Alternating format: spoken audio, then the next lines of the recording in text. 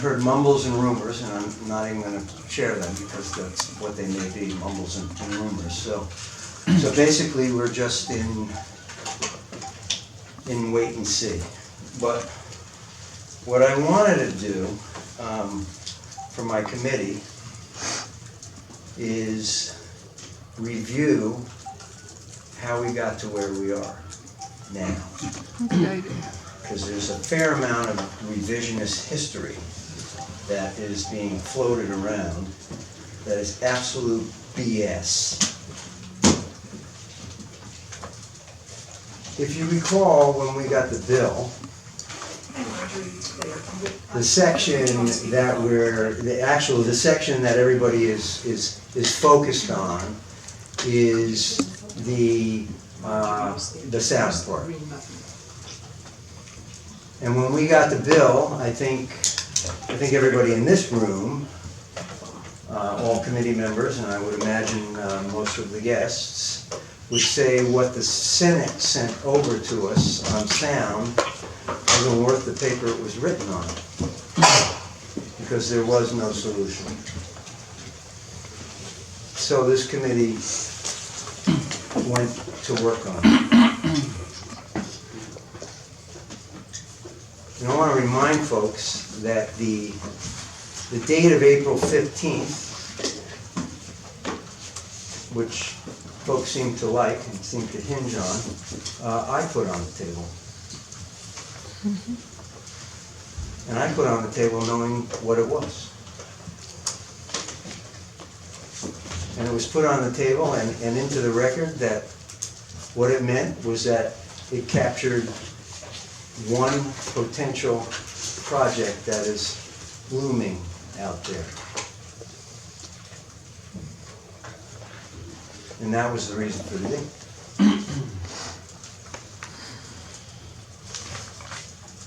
We created language that I felt, and in hindsight was wrong,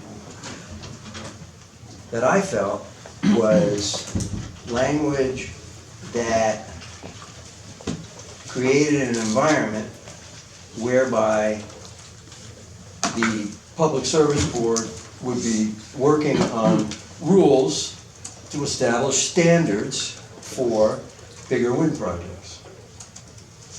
And that until those rules were in place, bigger wind projects really couldn't go forward. So it was, in fact, a de facto moratorium on wind projects. We were okay with that. I was okay with that because we knew it was really just about one project, and that project was wrought with problems anyway. And it would have no actual real life impact on anybody else. What I did think was that the language with the case-by-case solutions in it, where the board could look at projects case by case while the rulemaking was in place, I thought was loose enough so that small projects could go forward. One turbine, a small, but that had no opposition, that nobody would really care about generally across the board. So I was acceptable with that, and we moved it 142 to nothing.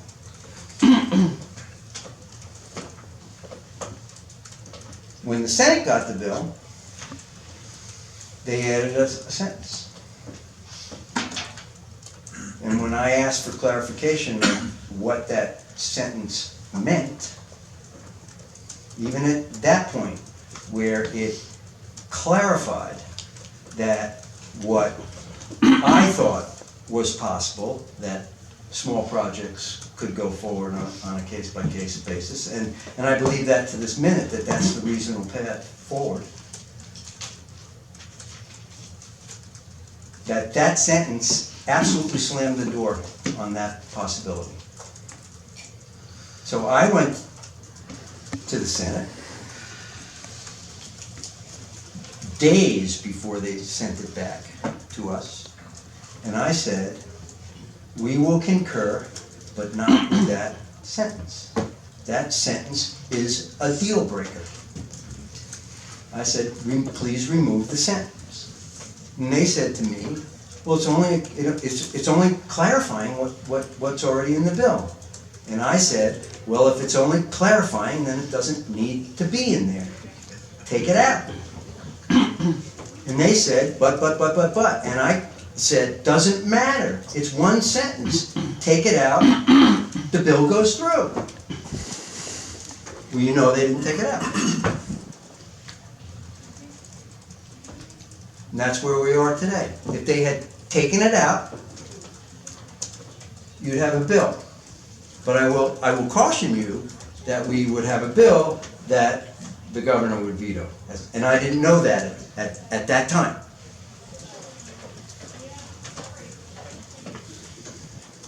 So we got the bill with that language in it, and it was then made very clear to me that what I thought would happen without that language in it, in fact, was not right. So, my bad. I was wrong. But now we're in a situation where I know the bill with that kind of, with quote, moratorium language in it, is a veto. I don't want the bill to be vetoed. There's too much good stuff in it. So I have spent the last days scurrying around, trying to find the path to the, and I'm still doing it right now, trying to find the path to the correct language that gets us there. I haven't been going around, saying one thing out of one side of my mouth and another thing out of the other side of my mouth, trying to kill the bill. If I wanted to kill the bill, could have killed the bill a whole long time ago. And I really am tired of the accusations that fly. It's not helpful at all. And I'm telling you, and my committee knows that I am here to help people. And I am retiring because I can't do it anymore. And I know that. So here's where we're at. Still, the politicians in this building, I'll tell you what they want. They said, oh, let's have the House and Senate have a kumbaya moment no matter what's in the bill. And, oh, so the governor will veto it. Well, that's on him. And everybody thinks that because we had 142 to nothing vote, the Senate had an overwhelming vote, that cakewalk to veto override. You're not going to get a veto override on this bill. Because veto overrides are not about the bills. They're about process. And yeah, we've done veto overrides, okay? And we've done veto overrides on some of the most important issues that have ever faced this state, on human rights. And we didn't have one vote to spare on that vote. So don't think that we're going to walk out of here if we get a veto and say, well, that doesn't matter, we'll come back and we'll override, okay? So I really wanted to share with everybody, that's how we got to where we are right now. And your vice chair and myself and other members of this committee have been working extremely hard, scurrying back and forth, trying to find the path. Yesterday afternoon, Representative Hebert came to Representative Rahm and myself and said, I have an offer from the Senate. And the offer was, you tell me if I'm quoting it wrong. The Senate wants the radar lighting on the automatic radar lighting on projects reduced from 4 turbines down to 2 turbines, and I'm gonna quote, and we'll give you what you want on sound, They would give us our sound. okay? That's absolutely correct. So Mike and Keisha and myself, working with the administration, because we want to create language that they're not gonna veto. Right, and the administration was in the room when I brought that Yes. up. And we wrote, and the end of that was, you write the language, they said, and bring it to us, okay? We wrote the language, and at around 2 o'clock yesterday afternoon, around 2 o'clock yesterday afternoon, Keisha and I hand-delivered the language to Senator Campbell and said, here's the language on the deal. We accept the deal. Tell us if we need to tweak, the language. That was 2 o'clock yesterday afternoon. Never heard from them. Didn't have the damn courtesy to at least acknowledge acceptance of it, say we can't do it, or we have to rewrite it, okay?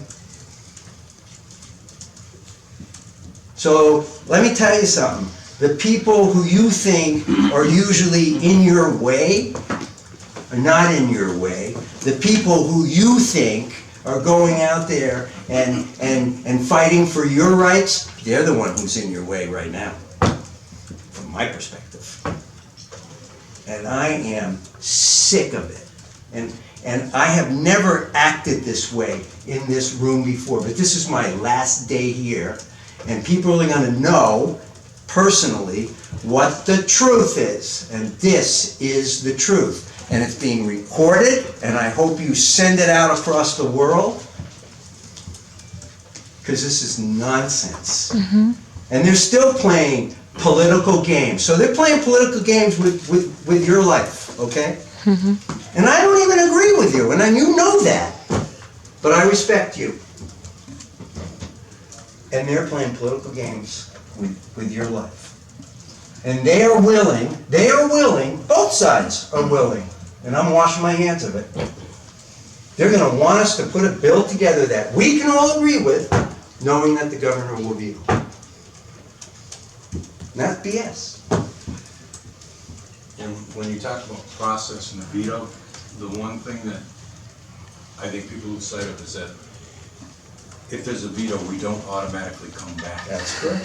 The speaker and the senator have to call us back, That's right. and there's no guarantee that would happen. No. I think the governor with the veto card, I think it's always easier to say, I'm gonna veto, and actually vetoing, and we gotta calculate that also. You may have to calculate that, and you're right, but I'm telling you, this governor has absolutely nothing to lose. Then he doesn't care for the people of Vermont. Doesn't matter. Well, let the record state that if it gets Doesn't matter. vetoed. Doesn't matter. No, and what you have, where I will disagree, okay?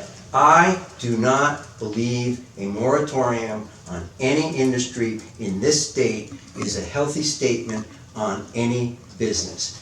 I do believe that there are responsible rules that should be made, but when we're writing legislation that is targeting, even if it's bad, targeting specific projects for moratorium, that's not really good policy. So, we are still working really hard, okay, and I've put another proposal in to the governor right now that I think is legitimate, and I haven't spoken to Aaron about it, and I have to, may be the path that is acceptable to everybody, that gets all of us where we want to be. So that's what I'm working on, okay? I am not going, maybe I shouldn't say this, but I'm so far beyond it right now anyway. I'm not gonna vote for anything that I know is gonna get vetoed. I'm just not going there. So, and I'll probably be the only one that votes against it. But that's just, I'm not gonna make my last vote on the floor of the House one that just goes against my grain on it. I want to vote for something. And I'm not saying that that's what I and your vice chair and your ranking member are working really hard to make happen. Because I don't want to walk out of here after 14 years with nothing. Okay, we've heard from legislative council, PSB can do emergency rulemaking. Is that part of any of these proposals? It is being talked about. Has that been It is being talked accepted or about. rejected? And can Nothing has been accepted or rejected. Can we see these proposals that have been sent, or is it just?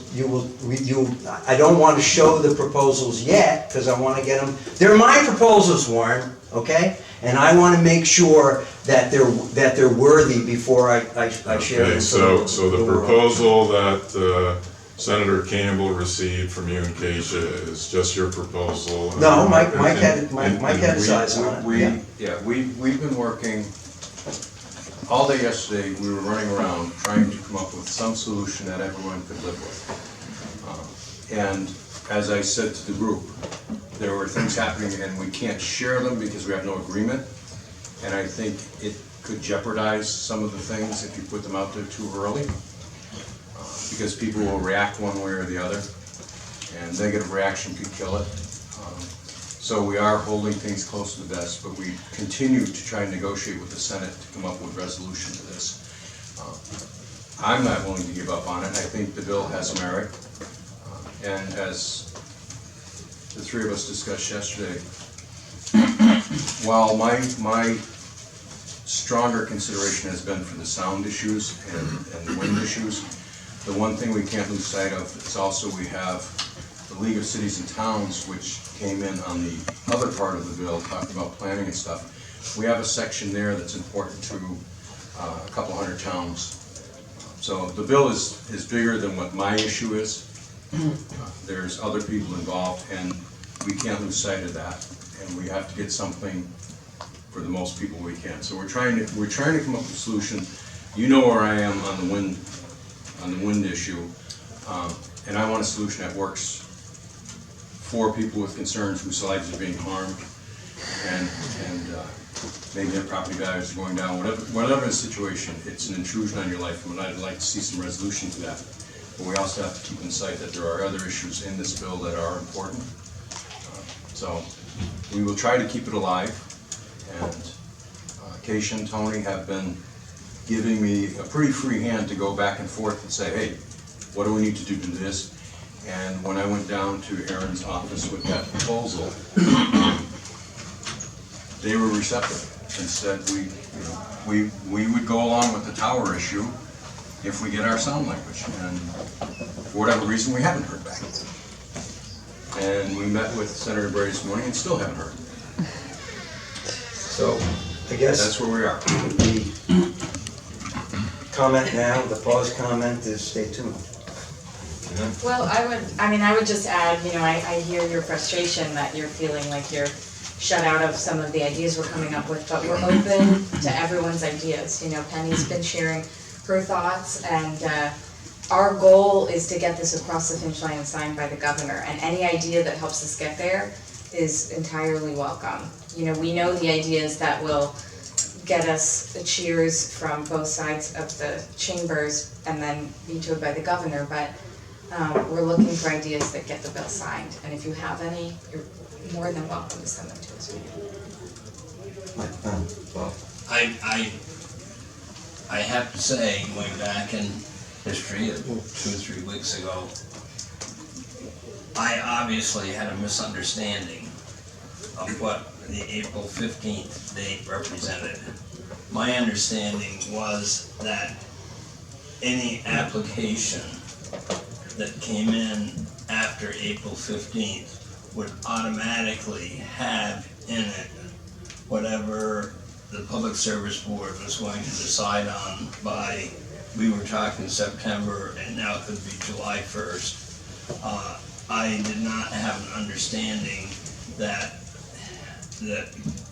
it could be looked on case by case, and it probably was my misunderstanding on the wording, but because at the time I had said, well, it's a moratorium, and I was told it's not a moratorium because the moratorium would just go on and on, whereas this was this period of time, and so that was my fault for misunderstanding. The question I have, has the governor indicated any reason why he would veto this? Yes, What's the reason? moratorium. He doesn't want the moratorium. Doesn't want the moratorium, whether you agree with it or not. This is an industry that many folks feel has a right to proceed. And I don't say it doesn't have a right to proceed, but I just thought that we were doing something on noise that would regulate anything from April 15th on, so that was my fault for misunderstanding. So I think that's fair, Bob. I mean, what I understand we tried to say is that they could either make general standards for all projects or develop a methodology for determining a case-by-case standard by July 1, 2016 or September 15th, that they had a time period to come up with some process for buy-in and figure out what that would look like. But what that does, that the governor is arguing with and others might be arguing with, is give people uncertainty. They could get a CPG and then within a year time period, they could have to come back and fall under new rules. And that is essentially what we're trying to work out. It's not just a retroactivity. I think that doesn't do justice to where we can find merit in the complaint and try to work it out. It's does the Public Service Board get two bites of the apple? Does the project have to come back a year later, effectively stalling or stopping their project for that time period while they face uncertainty in terms of So their it wouldn't costs? make any difference what date we came up with other than April 15th, except July 1, 2017. Right, well, except saying, when you get your CPG, you don't have to come back up to a year later and essentially hold on to it knowing you can't do anything with it. Because we put standards on your project, that might change. They're saying that it can't be that subject to change, effectively stopping the project from even being restarted.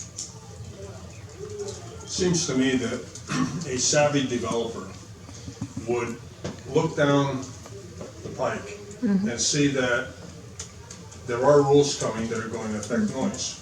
And if they're smart, if they have a project in mind, they want to plan it, they're going to plan for the situation where they have to take these noise constraints into consideration. So therefore, they're going to either locate their turbines in a place where they're not close to residences, where they're at least a mile away, or they'll think about maybe possibly buying out or offering to buy out properties around there that might object to it.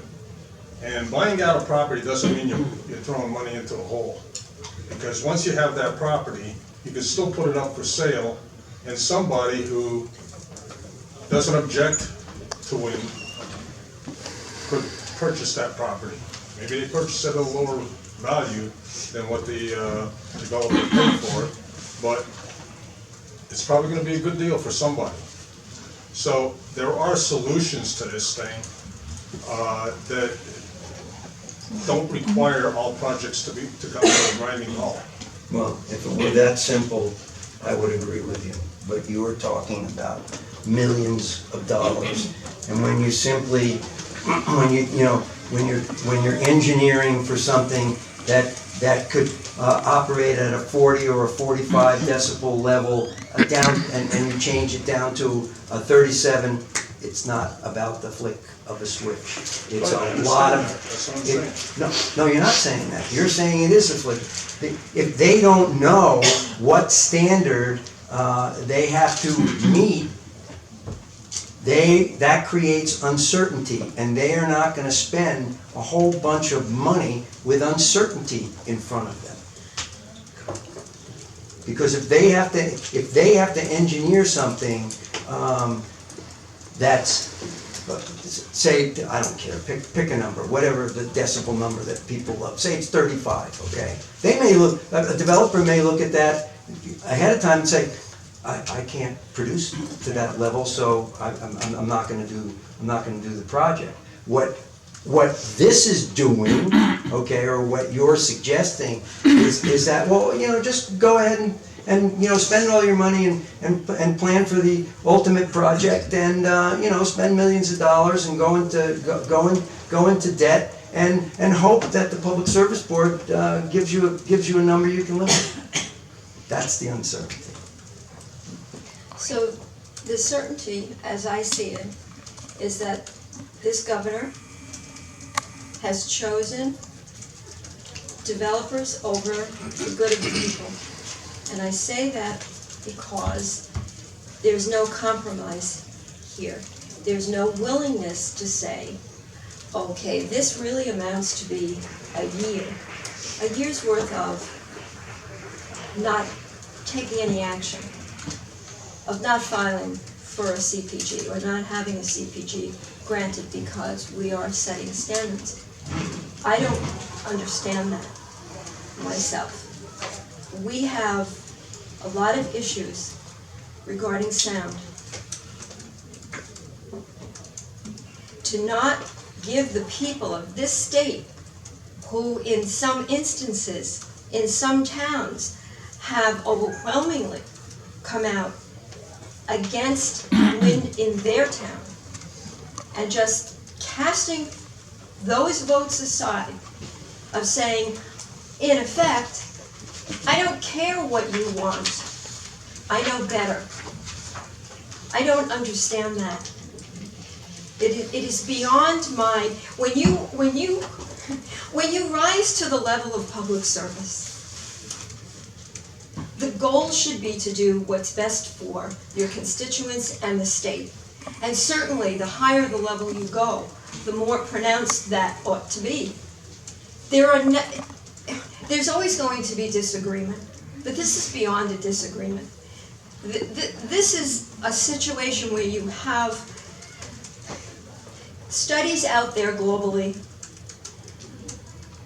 that have said the bottom line is, when noise, sound levels is beyond a certain point, and there are differences in terms of what people think or what has been demonstrated, because there's a lot of variables.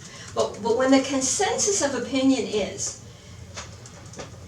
that 45 decibels, nobody uses 45 anymore because it's shown by studies that have been done that that is very injurious to health. There needs to be an accommodation. So if the accommodation simply is, let us wait. What is, you know, by waiting, what it does is, we've been told that the towns and the regional planning commissions have to come up with energy plans for the individual towns that meet the state goals of renewable energy. Nothing wrong with that. A lot of towns have already taken that position and have been working